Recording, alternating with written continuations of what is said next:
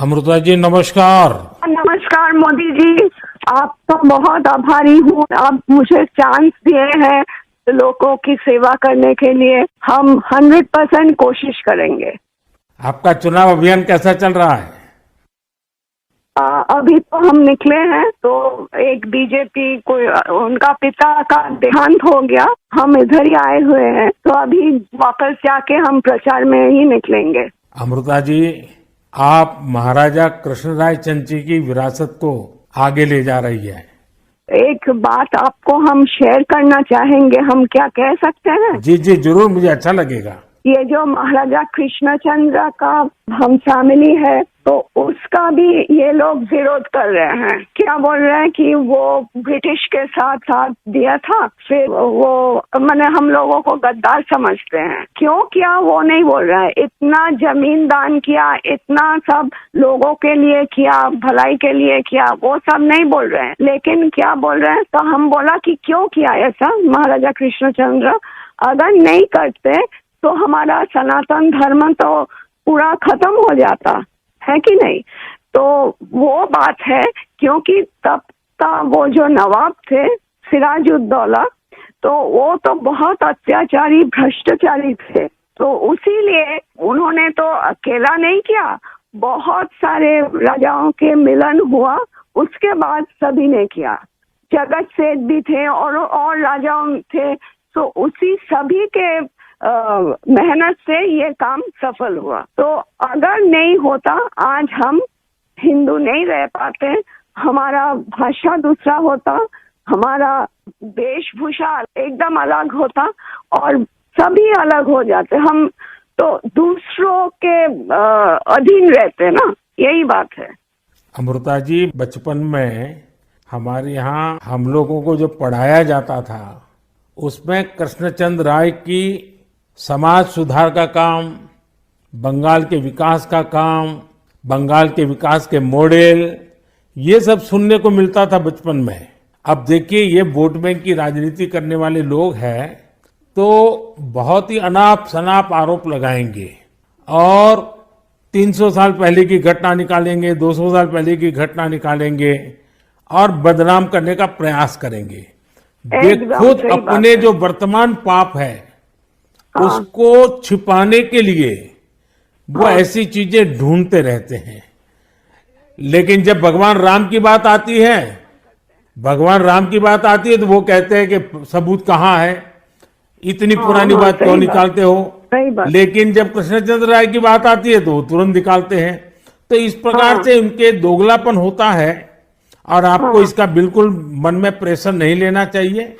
आपने तो बंगाल का उज्जवल भविष्य और आपका स्वयं का जीवन भी लोगों के लिए रहा है।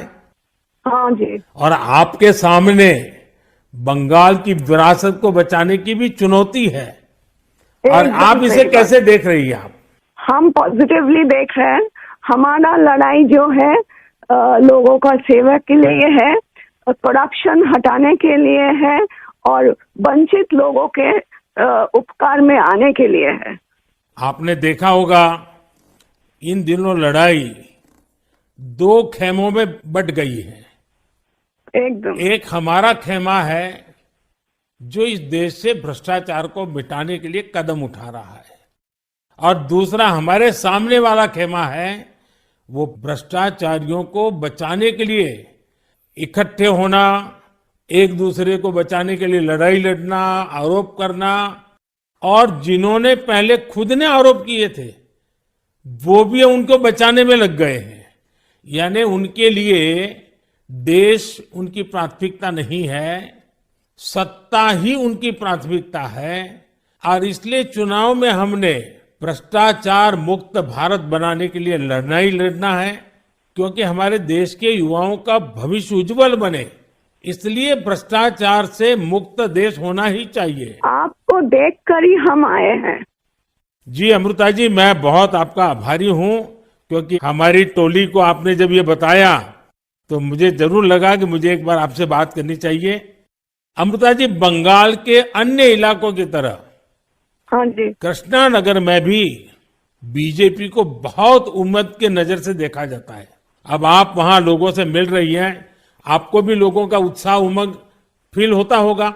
बहुत जनों ने बोला उन लोगों का डीए अटक गया। बहुत जनों ने बोला स्कूल में भर्ती कराने के लिए लाखों का पैसा चाहिए। बहुत जनों ने बोला हमको बोला था कि घर देंगे, नहीं दिया। तो क्या बोले इसको। अमृता जी, मैं आपको एक बात बताता हूँ।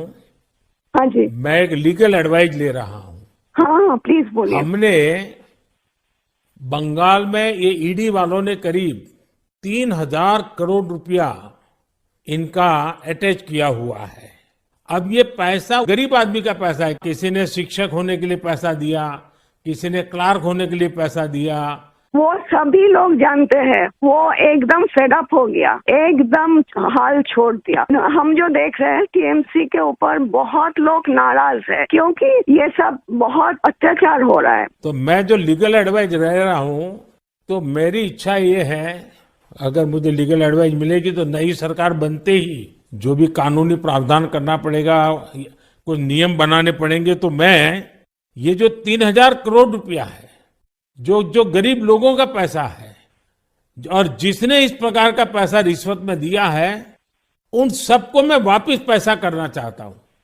तो आप पब्लिक में जरूर बताइए कि मोदी जी से मेरी फोन पर बात हुई है और उन्होंने कहा है कि बंगाल के लोग विश्वास करें कि जो 3,000 करोड़ रुपया ईडी ने अटैच किया हुआ है, वो 3,000 करोड़ रुपया गरीबों का पैसा है बंगाल के, और वो उनको वापस देने के लिए कोई न कोई रास्ता मैं खोजूंगा। ये जरूर बताइए आप लोगों को। हम बोलेंगे। अमृता जी, पूरे बंगाल में बड़ी संख्या में लोग बीजेपी के साथ आ रहे हैं। जब आप क्षेत्र के लोगों से बात करती है, वो क्या बात करते हैं? अपनी अपेक्षाएं आपको बताते हैं क्या? हाँ बताते तो हैं। आपके कामों पे हमारा भरोसा है, ये सब बताते हैं। और हम पूछते हैं कि महुआ मैत्रो का क्या होगा, बोलो उसको तो जेल ही जाना है। अच्छा, लोग बोलते हैं। हाँ जी। अच्छा, ये मोदी की गारंटी को लेकर आपके लोकसभा के क्षेत्र में लोगों तक बात पहुंची है? हाँ हाँ, हम तो बोले हैं। तो बोला मोदी जी की तरह हमारा भी गारंटी है, हम जरूर कोशिश करेंगे आपका सेवा में आने का। अमृता जी, मुझे बहुत अच्छा लगा आपसे बात कर करके, और मुझे विश्वास है कि आप विजयी होकर के आपके परिवार की जो बंगाल की सेवा करने की परंपरा रही है, उस परंपरा को आप आगे बढ़ाएगी। आपने चांस दिया है, उसलिए हम आभारी हैं। आपने ये चांस मुझे सौंपा है। बस आप जीत करके आइए, हम मिलकर के बंगाल के लोगों की बहुत सेवा करेंगे। और आप भी जीतने के बाद पहले 100 दिन में कृष्णनगर में क्या करना है, उसका पूरा काम निकाल के रखिए। मैं पूरी तरह आपके साथ खड़ा रहूंगा, और उसमें से जो भी काम भारत सरकार को करने होंगे, वो तुरंत कराने का हम प्रयास करेंगे। आपका आशीर्वाद मुझे चाहिए बस जनता का आशीर्वाद हम सबको चाहिए। जनता का आशीर्वाद ही हमारी सबसे बड़ी ताकत है। लेकिन आप मुझे गाइड करिए, ये हमारा रिक्वेस्ट है। नहीं, बिल्कुल हम संपर्क में रहेंगे, और मेरी आपको बहुत शुभकामनाएं हैं। बहुत बहुत धन्यवाद जी। नमस्कार।